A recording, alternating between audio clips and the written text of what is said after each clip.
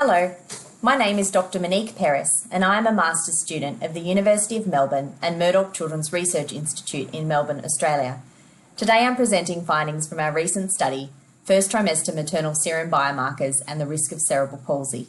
The paper is available in the January edition of Developmental Medicine and Child Neurology. Causation of cerebral palsy can be described in terms of potential causal pathways, the majority of which begin in the pre- or perinatal period.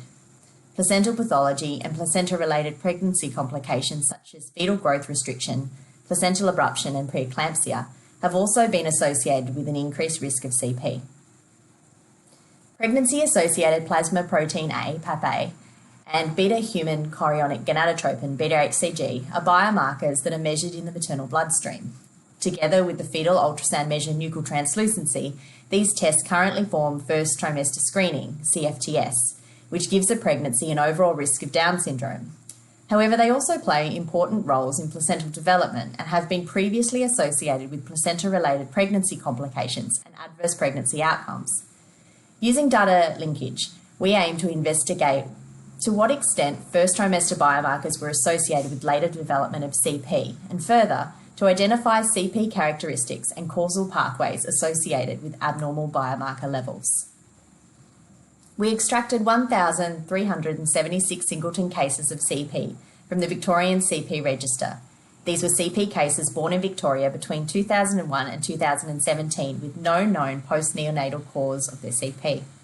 Cases were matched with first trimester screening results in the prenatal screening database based on maternal name, maternal date of birth or age, and estimated date of delivery. 10 control CFTS records were extracted for each CP case, excluding multiple pregnancies and pregnancies with a known outcome of Down syndrome. Marker levels are quantified as multiples of population median, or MOMS, which represent the ratio of each screening result to the median result for the population. We were able to match 435 CP register cases with their prenatal screening results.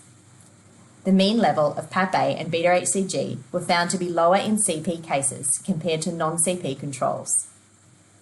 In comparing high and low levels of each biomarker, CP cases were more likely to have low levels of PAP-A and HCG compared to non-CP controls.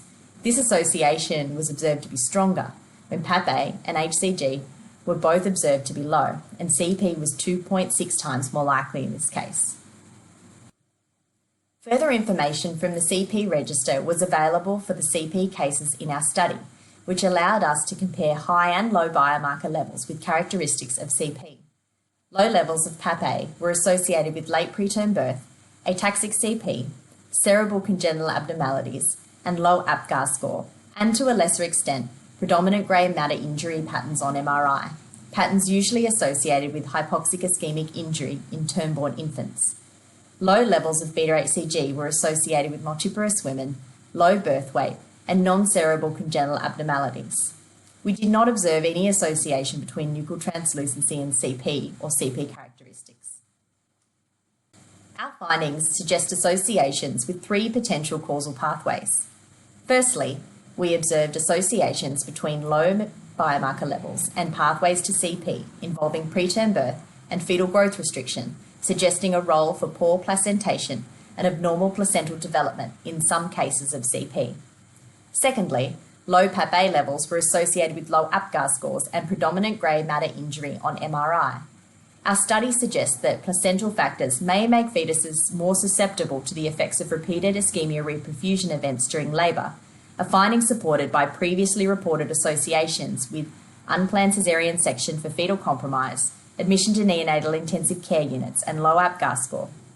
Lastly, in CP cases, low PAP-A levels were associated with cerebral congenital abnormalities and ataxic CP, and low mean beta-HCG levels were associated with non-cerebral congenital abnormalities. Given previously described associations between abnormal biomarker levels and genetic syndromes, our data suggests that genetic syndromes with a CP phenotype may also be associated with abnormal biomarker levels. Our study adds to the current understanding of causal pathways in CP that begin in the prenatal period. This knowledge may expand opportunities for prevention of CP in some cases.